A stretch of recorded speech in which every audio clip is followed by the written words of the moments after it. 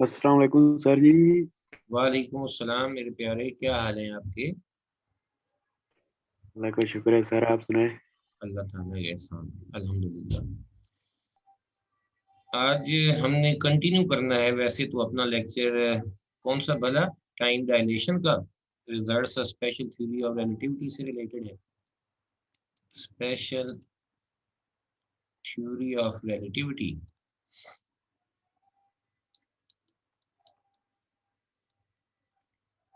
उसमें सबसे पहले जो हमने रिजल्ट डिस्कस किया था वो था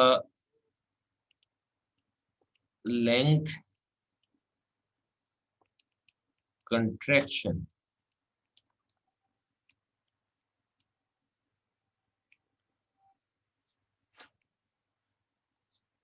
लेंथ कंट्रैक्शन में हमने क्या सीखा था? हमने ये सीखा था कि अगर हमारे पास ये दो स्टार्स हैं, ए और बी, तो यहाँ पर एक ऑब्जर्वर है, ऑब्जर्वर ए, जो रेस्ट में वो ए और बी के दरमियान, दोनों स्टार के दरमियान जो लेंथ मेजर करेगा उसको हम एल नॉट से रिप्रेजेंट करते हैं, और ये कहलाती है proper length between these two objects, between these two points. ठीक है। फिर हमने ये कहा कि अगर ए स्टार से एक स्पेसशिप उड़ती है और along the direction of length वो मूव करती है, ए से बी की तरफ जाती है, तो वो ए से दूर जा रहा है, बी के करीब आ रहा है, और साथ रिलेटिव मोशन के कंसेप्ट से उसको ये लगेगा कि ये बी जो है वो भी उसकी तरफ मोशन करता हुआ आ रहा है। इस सारे इफेक्ट्स के नतीजे में उस वो इन दोनों स्टार्स के दरमियान जो लेंथ मेजर करेगा वो कभी भी प्रॉपर लेंथ के बराबर नहीं होगी, वो उसके मुकाबले में कंट्रैक्टेड होगी। और उसका जो फार्मूला हमारे पास है वो है L is equal to L naught into 1 - v² over C square. फिर मैंने आप लोगों को ये बताया था कि ये जो फैक्टर हमारे पास आ रहा है एक, 1 - v² over C square under root, इसको हम कहते हैं रिलेटिविस्टिक फैक्टर।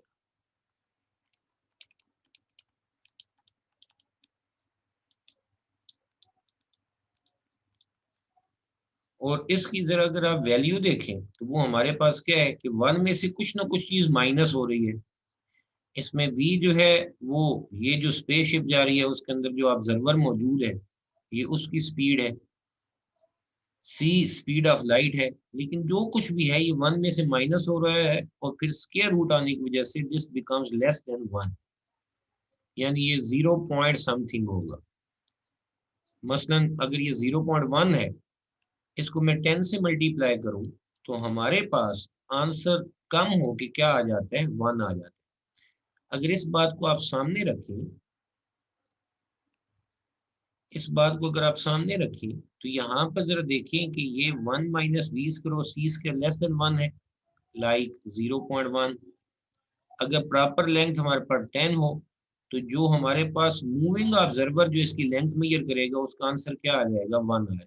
तो अकॉर्डिंग टू दिस रिलेशन कि जो हमारे पास इस वक्त है, हमें क्या पता चलता है कि जो प्रॉपर लेंथ है जब एक रेस्ट ऑब्जर्वर हमेशा मेजर करेगा वो ज्यादा होगी, और मूविंग ऑब्जर्वर दो ऑब्जेक्ट्स के दरमियान जो लेंथ मेजर करेगा या किसी ऑब्जेक्ट की लेंथ मेजर करेगा वो उसके मुकाबले में लेस हो।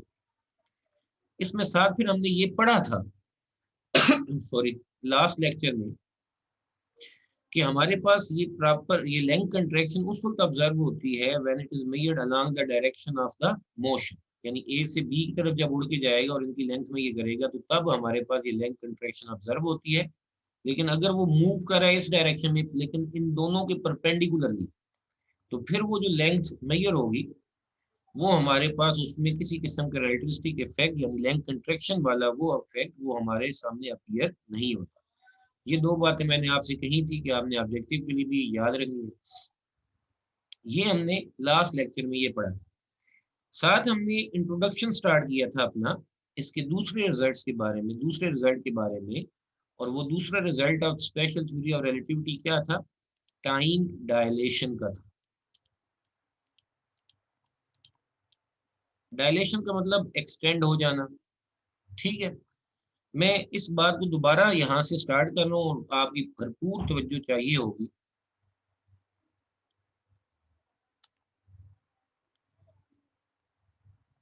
ये हमारे पास एक रूम है, कोई स्पेसशिप समझ लें।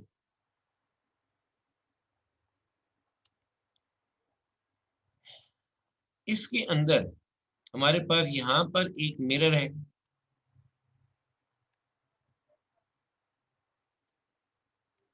M1, दूसरा मिरर है यहाँ पर M2, इसके साथ यहाँ पर कोई सेंसर वगैरह भी लगा हुआ है जो टाइम नोट करेगा, डिस्टेंस मेजर करेगा इन दोनों मिरर के दरमियान। ये हमें डिस्टेंस पहले ही पता है, सिर्फ वो टाइम नोट करेगा लाइट के यहाँ से यहाँ तक आने का, ठीक है। अब इसमें क्या है, यहाँ पर एक लाइट सोर्स भी इसके साथ है, तो एक लाइट हम थ्रो करते हैं मिरर M1 से M2 की तरफ, वो लाइट स्ट्रेट पाथ पर ट्रेवल करते हुए यहाँ पर आती है, सही है। तो ये जो सेंसर है उसका एक मिरर से दूसरे मिरर तक का वो टाइम नोट कर लेता है, इसको मैं टाइम को T नॉट कह देता हूँ, ठीक है। और यहाँ पर इसकी मेजरमेंट लेने के लिए सेंसर के साथ एक ऑब्जर्वर भी खड़ा है। यहाँ पर हमारे पास एक ऑब्जर्वर भी मौजूद है, दिस इज द ऑब्जर्वर, और ये रेस्ट ऑब्जर्वर है, ठीक है। और ये सारा फ्रेम, अब ये स्पेसशिप रेस्ट में हो या मूव कर रही हो, लेकिन इसके अंदर जो कुछ बैठे हुए हैं उनके लिए ये हमारे पास ये सारी चीजें किस स्टेट में है? रेस्ट में। बिल्कुल वैसे ही जैसे ट्रेन का डब्बा वो जा रहा हो, मोशन में हो, लेकिन उसके अंदर जो हम सारे बैठे हैं, हम सारे एक दूसरे के लिहाज से किस स्टेट में है? रेस्ट में है। तो इस ऑब्जर्वर भी रेस्ट में है और ये सारी चीजें भी for this observer in this spaceship room, ये सारे के सारे रेस्ट में है। तो ये जब देखता है कि इधर से ये लाइट जब ऑन करता है, इधर से लाइट M1 से M2 की तरफ आती है और उसका टाइम नोट कर लिया जाता है। आप लोगों ने ये पढ़ा है, ये formula S is equal to VT, तो T किसके बराबर आ जाएगा? S ओवर V के बराबर आ जाएगा। S क्या है हमारे पास? डिस्टेंस है जो लाइट कवर कर रही है, इसको मैं ऐसे ही रहने देता हूँ। और V क्या है? ये लाइट की स्पीड है जो एक मिरर से दूसरे मिरर की तरफ आ रही है, इसको मैं C कह देता हूँ। और ये सारा अब रेस्ट फ्रेम में ऑब्जर्व किया गया, तो इसको हम कह देते हैं T नॉट, ठीक है जी। मुझे उम्मीद है यहाँ तक बात आप समझ रहे हैं। अब हम वापस जाते हैं, एक और मैं अब स्पेस, अब इसमें थोड़ा सा इमेजिन करना, मेरे पास ड्राइंग इतनी अच्छी नहीं है मैं बना सकता, इसलिए आपकी इमेजिनेशन भी मुझे थोड़ी सी साथ चाहिए, हेल्प चाहिए। अब ये जो हमारे पास स्पेसशिप है ये खुद भी मूव कर रही है विद सम वेलोसिटी v, और इसको ऑब्जर्व करने के लिए जो अब हमारे पास ऑब्जर्वर है वो इनसाइड द स्पेसशिप नहीं है, वो साइड पर यहाँ पर कहीं पर खड़ा है, जमीन पर समझ लें, वो वहां पर खड़ा है और ये स्पेसशिप को ऑब्जर्व कर रहा है। यानी इसके लिए ये सारा फ्रेम जो है फॉर दिस ऑब्जर्वर बी में कह देते, जैसे ऑब्जर्वर ए कह देता हूँ, इसको ऑब्जर्वर बी कह देता हूँ। For observer B everything in this spaceship will be in motion, ठीक हो गया। तो यहाँ पर ये मिरर है M1, ये मिरर है M2, स्पेस इसने मिरर M1 से हमारे पास क्या है जी, एक लाइट यहाँ से मर्ज हुई, लेकिन अब आप लोगों को पता है कि ये स्पेसशिप रेस्ट में नहीं है, ये ऑब्जर्वर उसको देख रहा है बाहर से और ये स्पेसशिप मोशन में है। तो इसके लिए अगर ये लाइट ऐसी सीधी ट्रेवल करेगी तो ये तो क्या होगा, इमेजिन करो कि हमारे पास ये लाइट ऐसी सीधी आ रही है और रूम आगे की तरफ जा रहा है, तो हमारे पास क्या होगा, ये लाइट तो सीधी आएगी लेकिन ये मिरर M2 क्योंकि आगे की तरफ राइट साइड पे जा रहा होगा तो ये उसके सामने आएगा ही नहीं, वो नीचे कहीं पे ये लाइट ऐसे कहीं कॉर्नर में आकर हिट करेगी क्योंकि ये भी तो थोड़ा सा आगे आ चुका होगा। लेकिन ऐसा नहीं होता। होता कैसे है वो मैं आपको बताता हूँ। मैंने आप लोगों को कुछ दिन एग्जांपल दी थी कि आप गाड़ी के अंदर मौजूद हैं, इसे गाड़ी ही समझे। आपने गाड़ी से हाथ बाहर निकाला और आपके हाथ में कोई बॉक्स है, ठीक है, कोई बॉल है। तो जब वो आपने हाथ बाहर निकाला है तो गाड़ी मोशन में है, तो इस बॉल की आपके हाथ की वही मोशन है, वही स्पीड है जो हमारे पास किसकी है, गाड़ी की। तो जब ये बॉल यहाँ से ड्रॉप होगा जमीन की तरफ तो ये स्ट्रेट नीचे नहीं आएगा। ये पहले ड्यू टू इनर्शिया, ये हमारे पास बॉल क्या होता है, पहले स्ट्रेट जाता है, फिर ग्रेविटी की वजह से वो हमारे पास नीचे आ जाता है। तो उसका पाथ जो है वो हमारे पास ऐसे कर्व्ड हो जाता है। अगर इसी एग्जाम्पल को ही आप सामने रखें, इसी एग्जाम्पल को अगर आप सामने रखते हैं तो फिर आपके सामने क्या बात आ जाती है, वो ये आ जाती है कि जब स्पेसशिप राइट साइड पर जा रही होगी विद सम वेलोसिटी v, तो ये जो लाइट हमने ड्रॉप की है, लाइट हमने थ्रो की है, ये हमारे पास इसकी भी तो वही स्पीड होनी चाहिए जिस सोर्स से इमिट हो रही है, जो स्पेसशिप की है। जिसकी वजह से थोड़ी देर बाद अगर मैं ऐसे बनाऊं मिरर को, अब एक और कलर से बनाऊं, तो ये हमारे पास मिरर M1 ये भी यहाँ कहीं पर पहुंचा हुआ होगा, स्पेसशिप भी थोड़ी सी आगे आ चुकी होगी, इस जगह पर कहीं पर आ चुकी होगी जितना मिरर आ गया, और ये मिरर M2 भी यहाँ पर आया होगा। Same due to that reason हमारे पास ये जो लाइट है, ये हमारे पास ये भी हमारे कर्व्ड पाथ कवर करते हुए हमारे पास मिरर M2 से आके स्ट्राइक कर। क्लियर होगी बात? ये बात मुझे आप लोग सारे बताएंगे, क्या ये बात समझ आई सबको? जी सर। किसी का मेरे प्यारों सवाल है? यहीं पर सारी कहानी है। किसी का सवाल है, पूछें अभी। No sir. चलिए चलिए, मैं उम्मीद करता हूँ कि सारों को बात समझ आ गई। अब जरा ये बताओ कि जब ये स्पेसशिप के लिए, स्पेसशिप के अंदर जो ऑब्जर्वर थे उसके लिए सारी चीजें रेस्ट में थी, तो उसके लिए ये टाइम इतना था, डिस्टेंस s था। अब ये जो लाइट डिस्टेंस कवर कर रही है, ये पहले के मुकाबले में क्या हो गया है, ज्यादा हो गया। ठीक हो गया। तो अगर मैं टाइम का फार्मूला लिखूं t is equal to s over v, तो हमारे पास अब डिस्टेंस जब ज्यादा हो जाएगा, लेकिन स्पीड ऑफ लाइट आप लोगों ने पढ़ी हुई है, वो तमाम फ्रेम ऑफ रेफरेंस के अंदर तमाम ऑब्जर्वर के लिए उसकी वैल्यू हमारे पास क्या रहती है, सेम रहती है, तो वो तो c रहेगी। तो अब बताओ डिस्टेंस जब ज्यादा कवर होगा तो सेम इवेंट का, सेम इवेंट से क्या मुराद है, एक मिरर से दूसरे मिरर तक लाइट पहुंचने का टाइम वो भी पहले से क्या हो जाएगा, ज्यादा हो जाएगा। तो यहाँ पे जो टी डैश है, वो जो रेस्ट ऑब्जर्वर उसको ऑब्जर्व कर रहा था फ्रेम ऑफ रेफरेंस के अंदर रहते हुए, उसके मुकाबले में सेम इवेंट का टाइम क्या हो गया है, एक्सटेंड हो गया है फॉर दिस ऑब्जर्वर जो इन सारों को मोशन में ऑब्जर्व कर रहे हैं। क्या ये बात क्लियर है? Yes sir. जी मेरे प्यारों, बाकी भी बता दें, क्या आपको समझ आई ये बात? Yes sir. ठीक हो गया। मैं फिर भी अपनी सेटिस्फेक्शन के लिए एक बात दोबारा रिवाइज करना चाहता हूँ कि हमारे पास पहले ये ऊपर वाला जो फ्रेम ऑफ रेफरेंस है, इसके अंदर हमने लाइट एक मिरर से थ्रो की, वो दूसरे मिरर की तरफ आई, तो उसका हमने टाइम नोट किया, वो था T naught is equal to S over C. Light ने जो डिस्टेंस कवर किया है वो एस है, कितनी स्पीड से कवर है, सी से, तो वो टाइम हमारे पास टी नॉट है, और उससे ऑब्जर्व रेस्ट ऑब्जर्वर ही ऑब्जर्व कर रहा है, जो खुद भी रेस्ट में और उसके लिए सारी चीजें भी रेस्ट में। तो इवेंट क्या है, M1 से M2 तक लाइट का आना। क्लियर हो गया बात? अब दूसरा इवेंट उस वक्त हुआ जब हमने मिरर को सॉरी पूरे जो स्पेसशिप है उसे राइट साइड पे मूव किया विद सम वेलोसिटी v। ठीक है, और ये याद रखना, ये कोई छोटी मोटी वेलोसिटी नहीं है, इसे हम रिलेटिविस्टिक स्पीड कहते हैं। रिलेटिविस्टिक स्पीड क्या होती है, सादा लफ्ज में ऐसे समझ लें कि 1% से 99% of the speed of light. ठीक हो गया।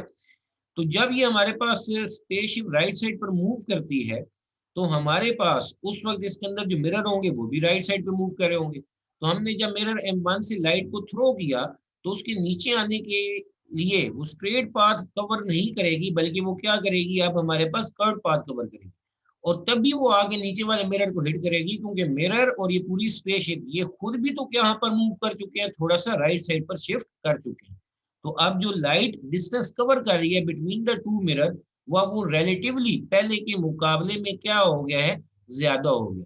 स्पीड ऑफ लाइट तो क्या रहनी है, तमाम फ्रेम ऑफ रेफरेंस के लिए सेम रहनी है। स्पेशल थ्योरी ऑफ रिलेटिविटी का मेन पोस्टुलेट है।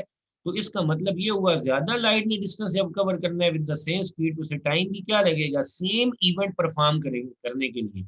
एक ही मिरर से दूसरे मिरर तक लाइट को पहुंचने के लिए अब पहले के मुकाबले में उसका टाइम ज्यादा होगा जब वो हमने ऑब्जर्व किया था, जब वही इवेंट एक रेस्ट फ्रेम के अंदर परफॉर्म किया गया। ये एक्सप्लेनेशन थी हमारे पास, थोड़ा सा हिंट था किस चीज का, वो जो हमने अभी इक्वेशन लिखनी है कि आपके जहन में एक छोटा सा आइडिया आ जाए कि टाइम डायलेशन क्या होता है। तो अब क्या होगा, अब आप क्या कहेंगे, आप ये कहेंगे, आप ये कह सकते हैं कि हमारे पास एक ही इवेंट जो परफॉर्म हो रहा है एक ऑब्जर्वर के लिए, जो रेस्ट में उसको ऑब्जर्व कर रहा है और इवेंट भी रेस्ट में हो रहा है, उसके लिए जितनी भी चीजें वो सारी रेस्ट में है, तो उनके लिए जो एक इवेंट का जो टाइम है वो हमारे पास कम है। और उसी इवेंट को जब एक ऑब्जर्व कर रहा है दूसरा आदमी जो हमारे पास मोशन में है, तो उस इवेंट को परफॉर्म होने में टाइम ज्यादा लगेगा। आप ये भी कह सकते हैं कि अब वो इवेंट स्लो डाउन हो गया है, वो इवेंट थोड़ा सा स्लो हो गया है। सही है। अब इसके लिए हम थोड़ी छोटी मोटी कहानियां डिस्कस करेंगे, लेकिन थोड़ी देर बाद पहले हम इसकी मैथ्स जरा हल कर लें। अब मैं क्या कह देता हूँ, ये तो आपको मैंने समझाने के लिए सारा आइडिया बताया। अब हम टाइम डायलेशन के इफेक्ट की तरफ आते हैं। मैं क्या कह देता हूँ कि लेट टी नॉट, ये जो पहले वाला टाइम है, T not be proper time. आगे बुक में छोटा टी है, मैं वही फिर यूज कर लेता हूँ। T not be proper time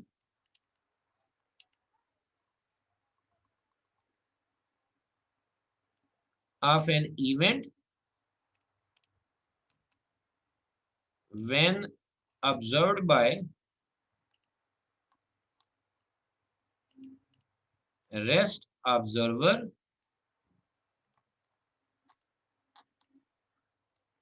in, चलें काफी है,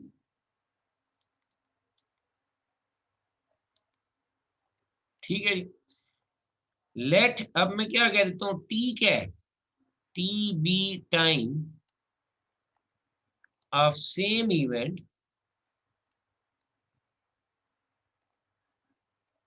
observed by an other observer। कौन सा observer, for which there is relative motion, जिसके लिए relative motion है, ये खुद रेस्ट में और ये सारी चीजें मोशन में है। relative motion between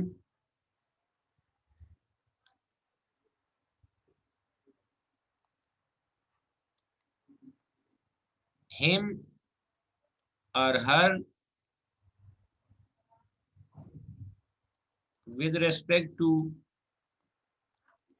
frame of reference of event। ठीक है जी। यानी टी उस वक्त है जब हमारे पास ऑब्जर्वर देख रहा है और ये सारी चीजें मोशन में है, और टी नॉट उस वक्त है जब ऑब्जर्वर जो ऑब्जर्व कर रहे हैं वो भी रेस्ट में है और ये सारी चीजें भी उसके फ्रेम ऑफ रेफरेंस के लिहाज से रेस्ट में। तो फिर हमारे पास क्या रिजल्ट आता है, मैं अगर इसको अगले पेज पे चला जाता हूँ, उसके लिए हमारे पास जो इक्वेशन अब फॉलो होती है वो ये है, T is equal to T naught over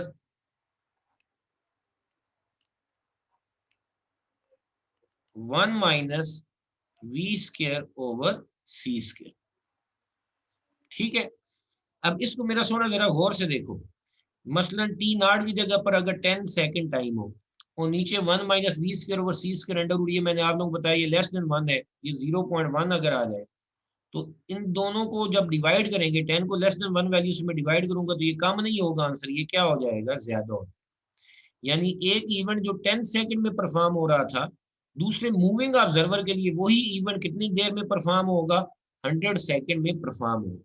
यानी टी जो है ये ग्रेटर देन टी नॉट होगा, हालांकि इवेंट हमारे पास सेम होगा। लाइट जैसे एक फ्रेम से दूसरे फ्रेम की तरफ आ रही है, उसके मुकाबले में अब हमारे पास ये क्या होगा, टाइम पहले के मुकाबले में दूसरे मूविंग फ्रेम के अंदर जो एक ऑब्जर्वर खुद ऑब्जर्व करे उसके मुकाबले में वो किस स्टेट में होगा, that will be having the greater time. यानी मैं इसको मैथ में अगर लिखना चाहूँ तो मैं कैसे लिखूंगा आपके नोट्स के लिए कि 1 minus we square over C square under root, ये सारा जो फैक्टर है रिलेटिविस्टिक फैक्टर ये लेस देन 1 है।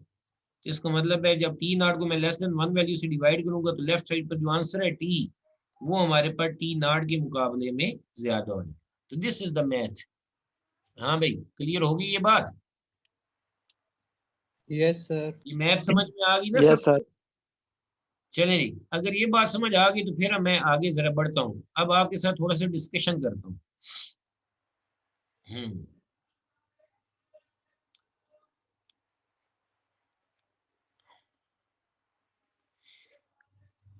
अच्छा, यहाँ पर एक क्लॉक है, अभी मेरे जहन में यही आ रहा है,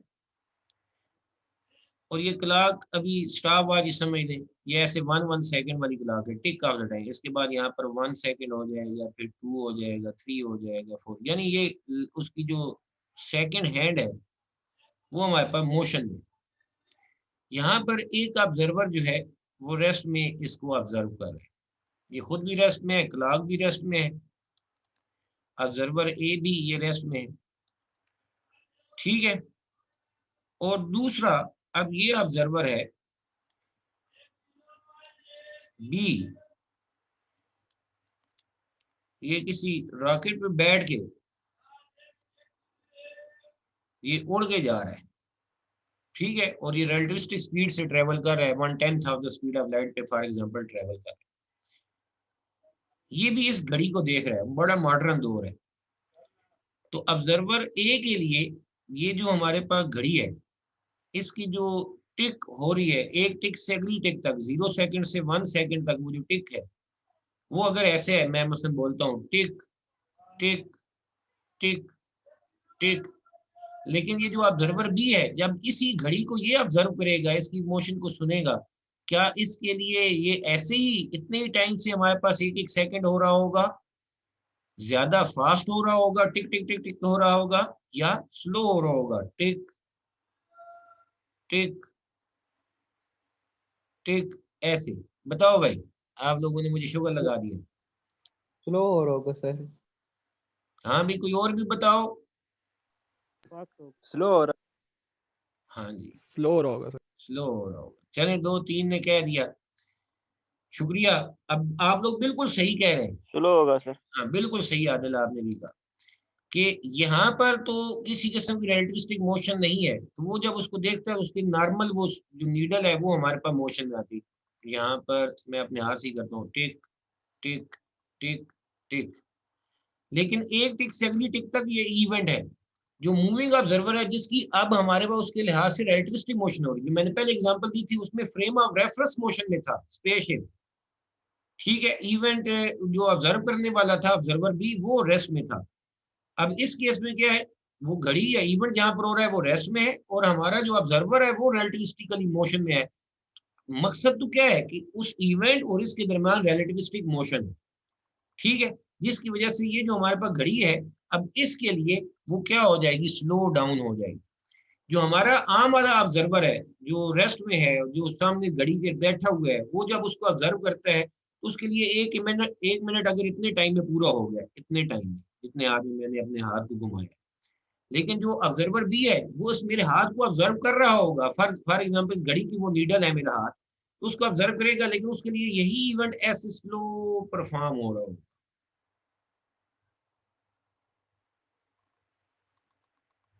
क्लियर होगी बात? और ये सारी चीजें जो है ये एक्सपेरिमेंटली अप्रूव हो चुकी हैं। अब इनमें से अगर मैं आप लोगों से ये कहूं कि इनमें से किसको हकीकतन ऐसा लग रहा होगा कि घड़ी घड़ी जो है वो हमारे, इनमें से कौन सा ठीक होगा, ऑब्जर्वर ए या ऑब्जर्वर बी, तो आप क्या कहेंगे? दोनों ठीक होंगे ए। सर। सर दोनों ही अपने रिस्पेक्ट से ठीक नहीं होंगे? दोनों ठीक होंगे सर अपने हिसाब हाँ, से। बिल्कुल। आप लोग ये जिन्होंने ये कहा है ना कि दोनों ही अपने फ्रेम ऑफ रेफरेंस के लिहाज से ठीक होंगे, ये बिल्कुल सही कह रहे हैं। दोनों में से कोई झूठा नहीं होगा और किसी को ऐसा नहीं है कि महसूस ऐसा हो रहा है। उसकी अपनी लाइफ के लिहाज से, उसके अपने फ्रेम ऑफ रेफरेंस के लिहाज से दोनों के लिए जो मेजरमेंट आ रही है वो बिल्कुल करेक्ट आ रही है। उसमें कोई वो धोखा एक दूसरे को नहीं दे रहे या गलत कैलकुलेशन नहीं कर रहे। ठीक हो गया। अब ये सिर्फ हमने अपने जहन में एक्सेप्ट करना है, क्योंकि हम कभी उस रिलेटिविस्टिक मोशन में कभी गए ही नहीं है। इस वजह से हमें ये बात एक्सेप्ट करने में थोड़ा सा मसला होता है। लेकिन अब ये जो ऑब्जर्वर भी है, ये अगर स्पेसशिप में जाता है वो सारी लाइफ, अपनी बायोलॉजिकल लाइफ पूरी होने तक, जब तक उसकी हार्ट बीट खत्म नहीं होती, फड़कता नहीं है, उस वक्त तक जब भी वो इसी स्पीड से ट्रेवल करते रहेगा, उसके लिए दुनिया पर या जहां पर वो इवेंट को ऑब्जर्व कर रहे हैं, हर चीज कैसे परफॉर्म हो रही होगी? स्लो परफॉर्म हो रही होगी। सही है। और वो बिल्कुल अपने लिहाज से बिल्कुल ट्रू होगा। अब मैं इस पे बात नहीं करूंगा। बहुत सारे जो मुस्लिम लोग हैं जो साइंटिफिकली थ्योरी और रिलेटिविटी पे काम करते हैं, बहुत आगे की रिसर्च करते हैं, वो हमारे जो हुजूर पाक सल्लल्लाहु अलैहि वसल्लम के शब मेराज का वाक़या है वो भी इससे एक्सप्लेन करते हैं। लेकिन मेरी उतनी अथॉरिटी नहीं है कि ना इतना नॉलेज है कि मैं उस पर आपसे बात कर सकूं। लेकिन बहुत सारे लोग उस पर अखबारों में भी ऐसे फीचर बनते हैं, सोचते हैं वो उसको साइंटिफिकली अगर एक्सप्लेन करना चाहें तो वो इससे कर लेते हैं। चलो जी, अब मैं इससे टाइम डायलेशन वाली बात आपको उम्मीद है समझ आ गई। अब मैं जल्दी से 10 मिनट रह गए हैं तो आगे बढ़ता हूं। नेक्स्ट है हमारे पास इंक्रीज इन मैस। तीसरा रिजल्ट है हमारे पास इंक्रीज इन मैस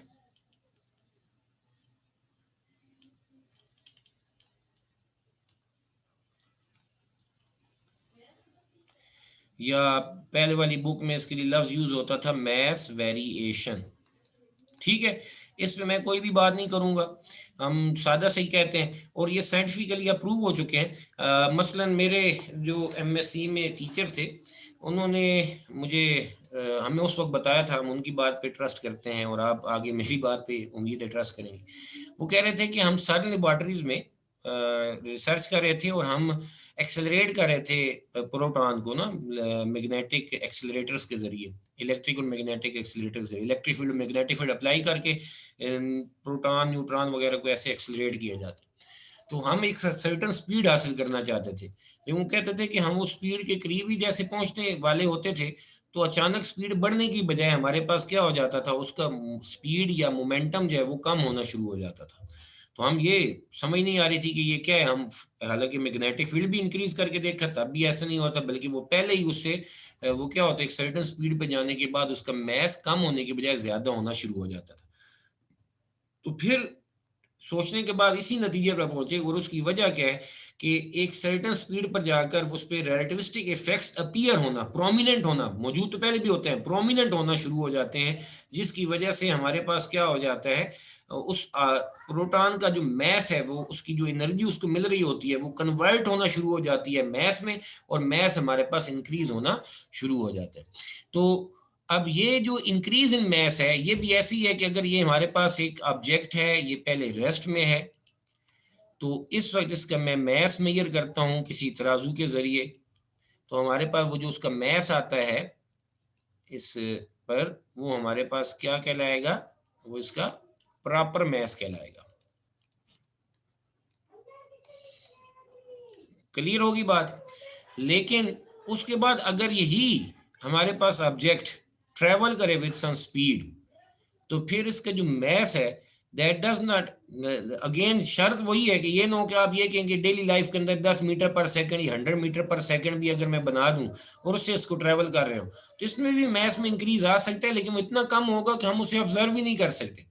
ठीक है, तो यहां पर अगर हम उसे रिलेटिविस्टिक स्पीड से जब ट्रेवल करते हैं तो हमारे पास जो मैस है that will follow this equation. हमारे पास इस वक्त इसका मैस m होगा और it will follow this equation, m is equal to m naught over 1 minus v square over c square. अब मैं यहां पर अगर बात करूं तो अब अगेन वही बात है जो आप लोग जानते हैं, क्या बोला कि ये जो हमारे पास 1 minus we square over C square under root है, ये फैक्टर क्या है, दिस इज लेस देन 1, जब ये लेस देन 1 है तो किसी भी चीज को 0 पॉइंट समथिंग से डिवाइड करेंगे तो उसका लेफ्ट साइड पर आंसर बड़ा कम होने की बजाय हमारे पास क्या होता है, हमेशा डिवाइड करने के बावजूद ज्यादा हो जाता है। तो ये जो मूविंग मैस है ये हमारे पास रेस्ट मैस के मुकाबले में ज्यादा होगा। ठीक हो गया जी, ये हमारे पास इंक्रीज इन मैस है। तो इसमें आप क्या क्या कहते हैं कि पहले हमारे पास इस मैस को रेस्ट में ऑब्जर्व किया तो उसका मैस था m0, लेकिन जब यही मैस हमारे पास मूव करता है विद सम रिलेटिविस्टिक वेलोसिटी तो फिर हमारे पास इसका जो मैस है that will follow this equation m is equal to m0 over 1 minus v square over c square under root 1 minus v square over c square under root relativistic factor this is less than 1 होने की वजह से जब हम m0 को less than 1 value से divide करेंगे तो ये जो लेफ्ट साइड पर हमारे पास मूविंग मैस है वो हमेशा उसका आंसर रेस्ट मैस के मुकाबले में ज्यादा आएगा। ठीक हो गया जी। अब इससे रिलेटेड हम कुछ बातें करते हैं, टाइम कम होने की वजह से अब मैं जरा इसका सवाल लिखता हूं। अगर मैं ये कहूं, क्वेश्चन है कैन अ बॉडी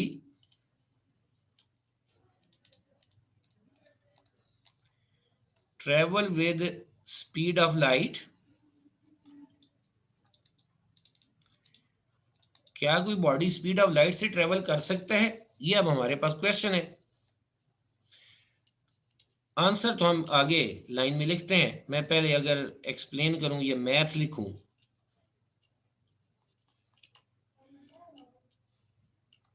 तो मैं अगर ऐसे कह दूं कि लेट अ बॉडी, लेट फर्ज कर रहा हूं, travel with speed of light, यानी v को, स्पीड ऑफ द बॉडी को मैं c कह देता हूं, स्पीड ऑफ लाइट कह देता हूं। देन हमारे पास ये जो रिलेटिविस्टिक फैक्टर है ये क्या हो जाएगा, then relativistic factor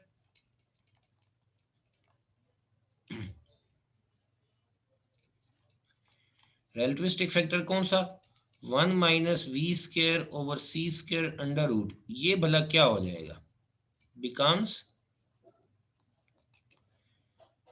1 minus we square over C square under root, ये क्या हो जाएगा, देखिए जरा, 1 माइनस वी की बजाय भी मैं क्या लिखूंगा, c ओवर सी स्क्वायर, ये दोनों कैंसिल हो गए, यहाँ पर 1 आ गया, 1 माइनस 1 ये हमारे पास क्या आ जाएगा, 0। ठीक है, तो अब जरा ये बात अगर हो गई तो अब जरा देखें, इट एम्प्लाइज दैट ये जो मैस का हमने अभी इक्वेशन लिखी है कि मूविंग मैस ज्यादा होता है, according to what equation, m is equal to m0 over 1 minus we square over C square. तो अब ये m0 ओवर ये क्या है, समथिंग डिवाइडेड बाय 0। अगर बॉडी को रिलेटिविस्टिक स्पीड से जो ट्रेवल करता है उसकी हम स्पीड ले ही लें किसके बराबर, स्पीड ऑफ लाइट के बराबर ले लें, तो फिर रिलेटिविस्टिक फैक्टर की वैल्यू 0 हो जाएगी, समथिंग डिवाइडेड बाय 0 ये क्या बन जाएगा, इन्फिनिट। यानी अगर कोई बॉडी स्पीड ऑफ लाइट से ट्रेवल करे तो उसका रिलेटिविस्टिक इक्वेशन के मुताबिक मैस कितना हो जाएगा, इन्फिनिट। मैस इन्फिनिट होने का क्या मुराद है, हम देखें अगर मैस इन्फिनिट हो गया कहीं गलती से, तो फिर हमारे पास जरा देखें, इन्फिनिट करने के लिए हमने उसको ट्रेवल करने के लिए कोई फोर्स तो लगाई होगी ना, तो वो न्यूटन सेकंड लॉ के मुताबिक F is equal to ma। Mass जब इन्फिनिट हो गया तो उसे एक्सेलरेट करने के लिए जो हमारे पास फोर्स रिक्वायर्ड है वो भी कितनी रिक्वायर्ड है, इन्फिनिट रिक्वायर्ड है। ये बात क्लियर हो गई, यानी उसके लिए जो फोर्स रिक्वायर्ड है वो इन्फिनिट रिक्वायर्ड है। क्या इन्फिनिट फोर्स मुमकिन है, तो हमारा जवाब यहां पर ये होगा कि infinite force is not possible, infinite force मुमकिन नहीं है। ठीक है, तो हम क्या कहते हैं, यहां से कंक्लूजन क्या है, infinite force, very huge force जो मुमकिन नहीं है, infinite force is required to travel a body with speed of light,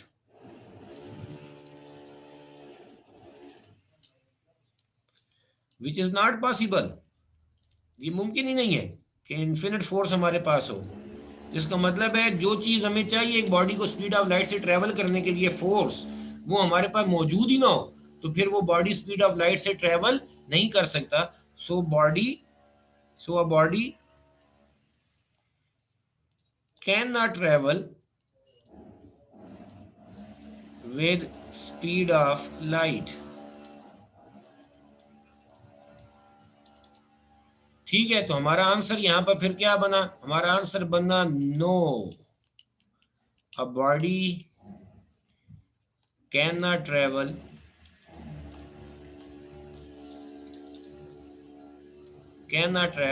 with speed of light.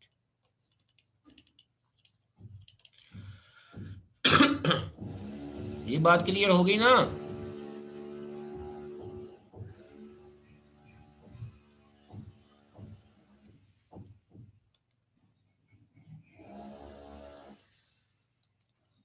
जी, सबको क्लियर है?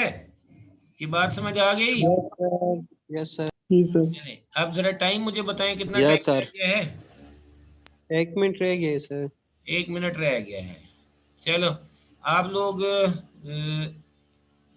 मैं जरा देख लूं यार, ये शुरू से मैं इसकी सेव कर लूं सारे PNGs. नेक्स्ट एक जरा क्वेश्चन लिखिए, मैं जुबानी बोल देता हूँ, आप लोगों ने कल ट्राई करके आना है. वो क्या है? At what speed